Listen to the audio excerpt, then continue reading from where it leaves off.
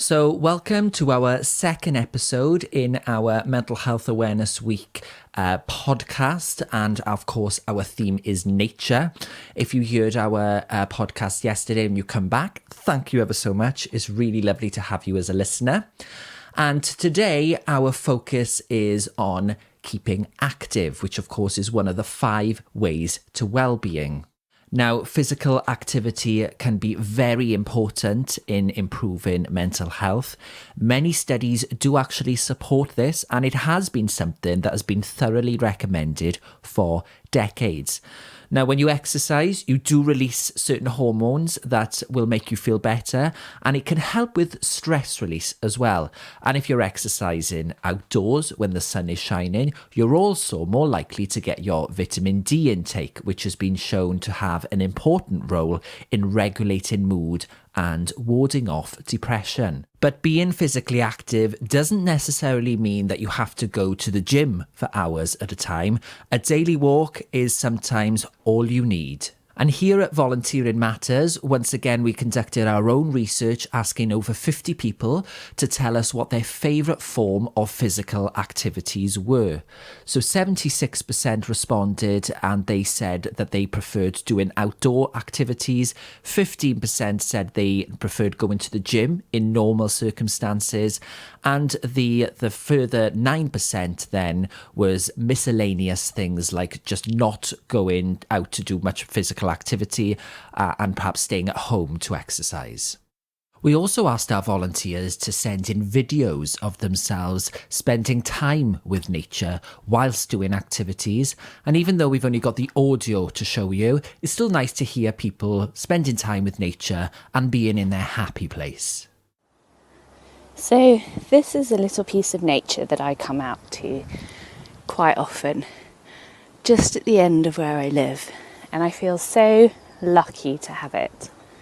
Don't know if you can really hear the birds at the moment, but it's a lovely little stream and it's just so relaxing to come and sit and watch the water play over the stream bed and see if we can spot any ducks or any wagtails.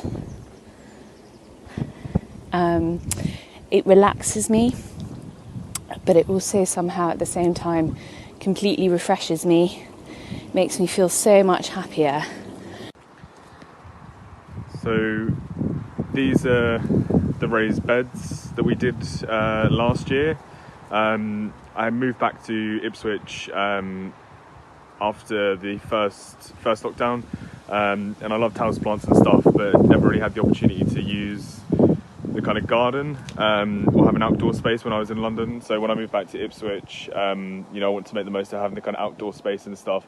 So I've been doing this as a kind of project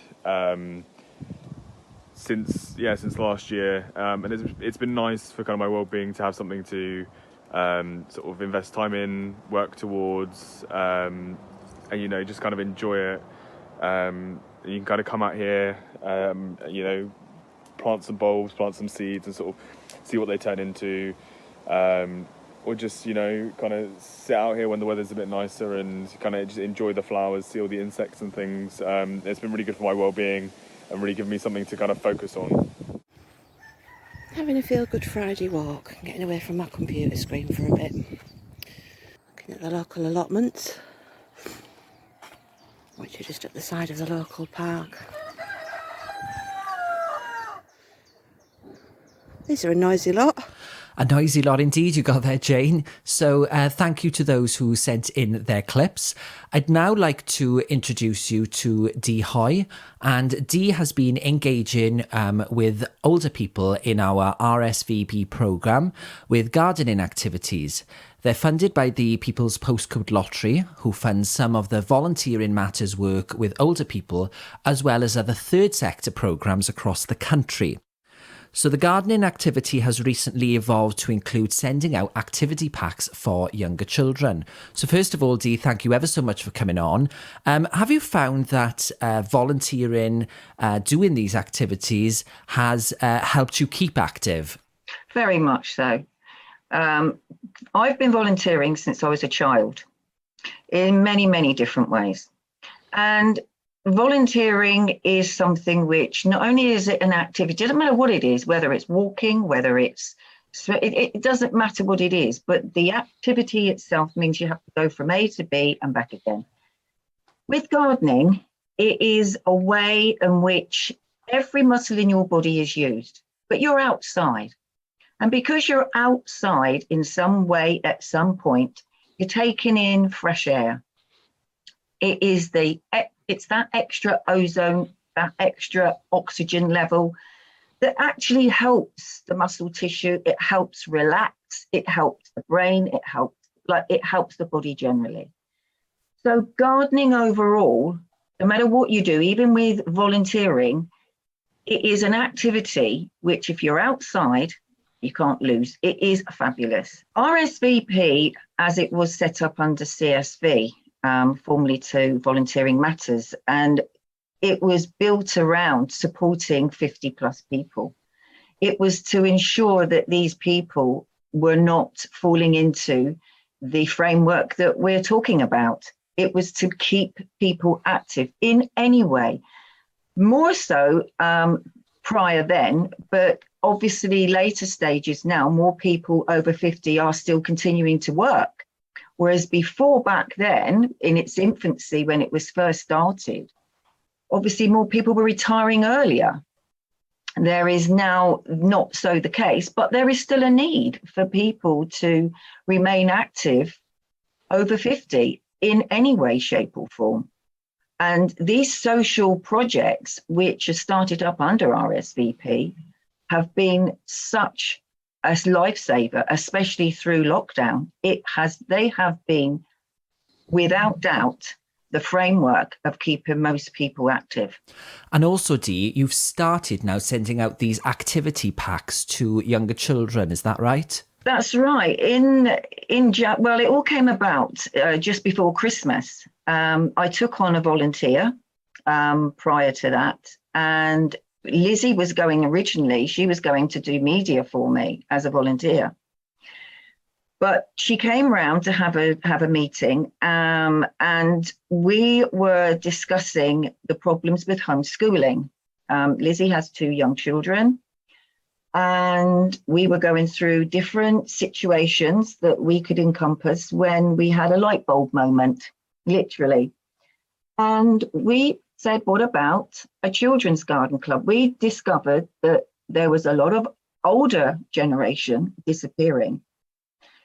Through losing a lot of older generation means that the younger generation are not going to be able to learn, pick up, and experience the necessary talents and just these little hints, tips, things that grandparents pass on, and it's a sad fact that I have a person who doesn't know how to garden, wants to understand, wants to know. Sadly, she is a case where she's lost both her grandparents through COVID and hasn't got that knowledge to fall back on. Her parents weren't interested. And this is where it came about. This is how Twiglets was formed. We've got parents in lockdown screaming. They don't know how to cope. They're now developing a problem because they can't cope and they've got nowhere to go. They don't know what to do. They've got children that are bored. And a workbook every month goes out. It's on our website. It's on Volunteering Matters. Tesco's have been very good in supporting it. They put it on their local website as well for the staff. And to be honest with you, Dee, it really sounds very impressive. And it goes without saying, but would you say that this project has had an effect on people's mental health? It definitely has. We've been approached by Children's Services. Children's Services picked up the workbooks. They've been trying ways to use them to help reduce the stress levels with parents within their sections for whatever the reasons. And the feedback is it's been helping enormously. It's been helping enormously with them. I've noticed a definite increase. Tesco's have noticed a huge influx. They've sold out of seeds. Sweet pea seeds flew out of the supermarkets within 2 weeks. I think everybody's back gardens are going to be full of sweet peas without a doubt. So, Dee, what would you say to people who want to get close to nature but aren't able to spend much time outdoors? What would you say they could do? Oh, there's so much. We put in our newsletters that we produce monthly, we give examples of what you can do if you're in a flat, if you've been shielding, if you can't get out. The way to connect is there's lots of people if they're stuck with internet, we try to help them with it.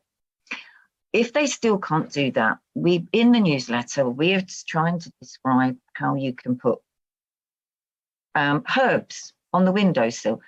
There's window feeders for birds. The window feeders have little holes. They're little balls. So you can still see wildlife. You can actually get the birds to come to the window. So you can sit, eat your breakfast, and be watching the birds eat theirs at the same time. A family member, it's your birthday, get them to buy you an orchid or an air plant. They do wonderfully in a bathroom, because in your bathroom, you've got steam, and the shoots and the new roots from both those plants absorb through the roots. The air plants is through the plant itself. It can be left on the windowsill quite on its own, looking like a very attractive little item on the windowsill. You don't need to have it. It just looks like a decoration. And it will grow quite happily. You don't have to water it. It waters itself through the moisture from the air when you have your shower or your bath. So you don't need to do anything with it. Just leave it alone and it grows all on its own. Oh, the world's your oyster, Dee, even from indoors. Even from indoors. And I think as well, Dee, having pets helps people get closer to nature, whether you're seeing to some rabbits outside in a hutch or having a dog. I don't know if you've got a dog and then your daily routine is to take them for a walk twice a day. I do. I've got a little black and white Cocker Spaniel. She's 12 years old, Chanel. She just loves her walks. We go out for a walk 3 times a day. For me, it keeps me active. It keeps her active. And not only that, you meet a lot of people when you're out walking. So, you say good morning to people. You see your neighbours. You're actually making me want to go on a walk right now, to be honest with you, Dee. You're very inspiring. I've been out this morning, 6 o'clock this morning. I'm out marching around the streets, wellies on, I'm brolly up. Dog's got a coat on. She's happy. I'm happy. Croissants are in the oven. What more could you want? Well, Dee, I cannot thank you enough for coming on. It's been lovely talking to you. You may want to stick around because we always end our podcasts with some nature sounds that everyone sort of collated together while they were out on a walk using their phones. And take care, and we'll speak to you soon. Thank you so much for letting me talk about twigs and twiglets and the marvellous work that all my volunteers do. I'm so proud of them, and they are a great bunch. And I'd like to thank everybody at Volunteering Matters and for all the great work that you're doing up there and helping to support our SVP and all our projects that we're putting together. Thank you so much. And thanks to you, Dee, and a big thanks to you for listening to us. We are, of course, back tomorrow with our next way to wellbeing. Take care.